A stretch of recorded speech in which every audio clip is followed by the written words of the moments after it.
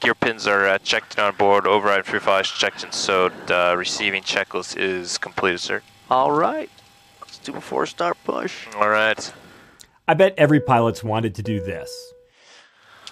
Here comes, all right, engine number 2. Gonna go to run here. Gonna go to start for 2 seconds. Gonna start our time.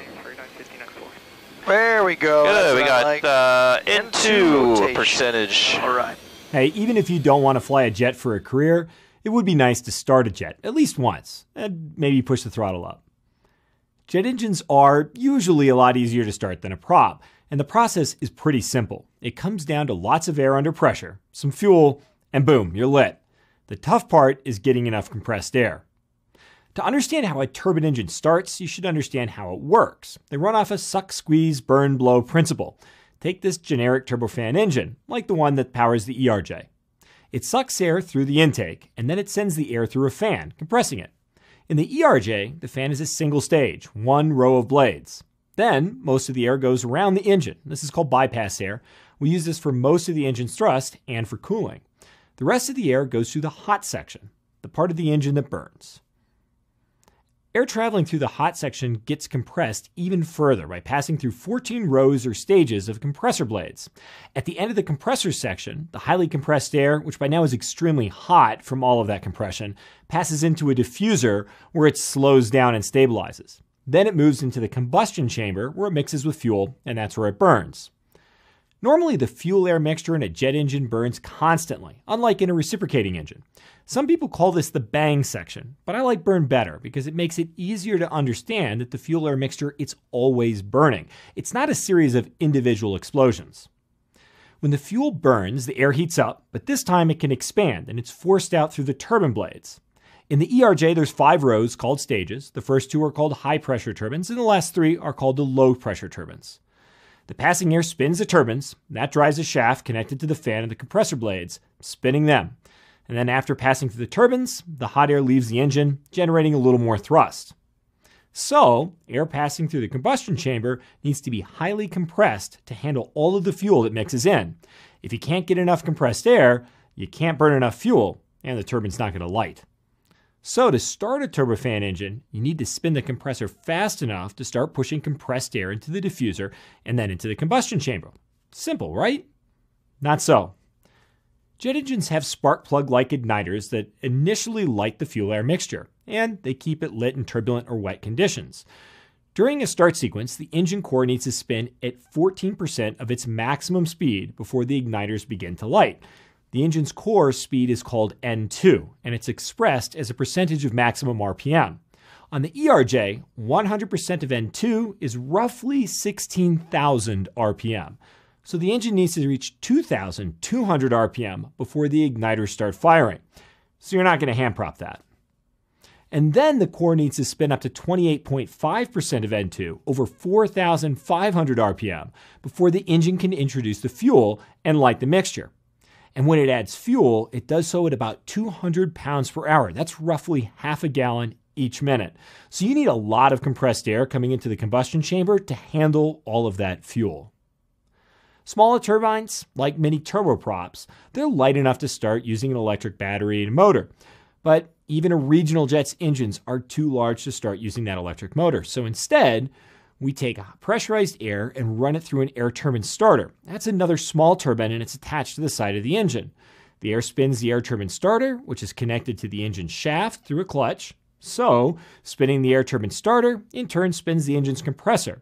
And you rely on that system until the engine reaches 28.5% of N2 and it lights. Then the engine powers itself. So where does the compressed air come from? Well, for most civilian turbines, it comes from one of 3 sources. The most common is the APU, or the auxiliary power unit. It's a small turbine engine, usually located near the tail, that provides compressed air and electricity. It powers the aircraft's electrical systems on the ground, it supplements compressed air and electricity while flying, and it acts as an all-around backup for electrical and pneumatic needs. And it can send compressed air to both of the engine's air turbine starters. It's small enough to start with a battery. So, when you normally start the jet, you first start the APU. Simple enough. But what happens if it's broken? Now, this happens a little bit more often than you'd actually think. In that case, you'll need an external source of compressed air, and the most common is the hover cart. It's an air compressor that hooks up to the side of an aircraft, and it provides compressed air for engine starting. It's officially called an air start unit, but no one really calls it that. So this is an external start. Ready? All right, good. Start number 2. All right. Here comes, sorry, engine number 2. Gonna go to run here. Gonna go to start for 2 seconds. Gonna start our time. There we go. Good, we got N2 N2 percentage. All right, ignition starts at about 17% roughly. Should get it up to about 28%, and we'll see a fuel flow and light off. Fuel flow, light off.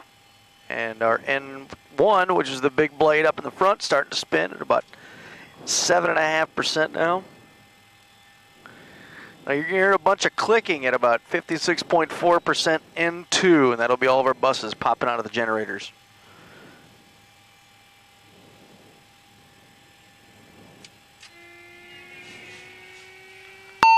That looks good. Good.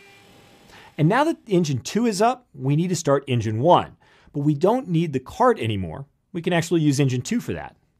Turbine engines bleed off bypass air for aircraft systems, like the heated de-ice systems and the cabin pressurization system.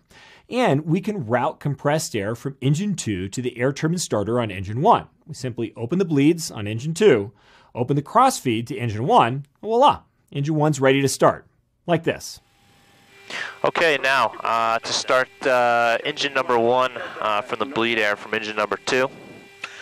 Yep, we will run up number 2 up to roughly 83% N2. That provides enough pressure from the 14-stage bleed valve to push through our system. We have the cross bleeds open, so the piping between the number 2 and number 1 is completely open. So when that pressure comes through, it's going to go through the system and actually going to spin our number 1 engine up to 56.4, where it becomes self-sustaining. All right, number 2 is coming up. Okay. Here we go.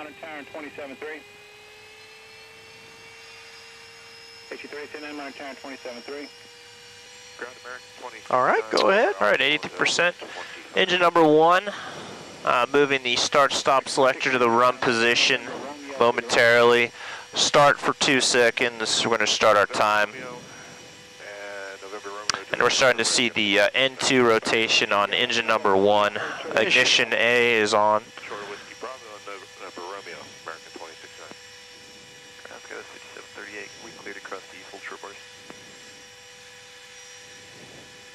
There's light off. Fuel flow. There goes N1. So N1's starting to spin up just nice. We have a time limit of one minute, and that's a limit on the air turbine starter, the ATS. It gets incredibly hot. That air that we're taking off the 14-stage bleed is really hot. And so it's a structural limitation on the air turbine starter inside the engine.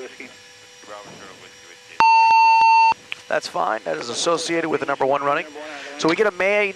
We get a master warning if we have any main service door or main cabin door open with number 1 running. That's just because that's where passengers, if they're going to disembark the airplane, they'll go off the main cabin door. And obviously, with number 1 running, that is definitely a hazard in the 121 environment. Absolutely. So good. Got a good stabilized engine. We'll bring the power back down. So now we have 2 perfectly good idling engines. Once you get the engine started, you need to check a couple of indications quickly, unless you want to burn up the engine's core.